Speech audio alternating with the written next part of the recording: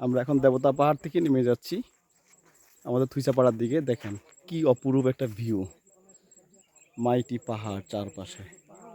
Wow, আসলে এই পাহাড় এই ভিডিওতে ধারণ করা সম্ভব না, এটা বোঝানো সম্ভব না। যারা আসবেন তারাই বুঝবেন যে আসলে কি জিনিস, মহান আল্লাহ তাআলার অপরূপ সৃষ্টি।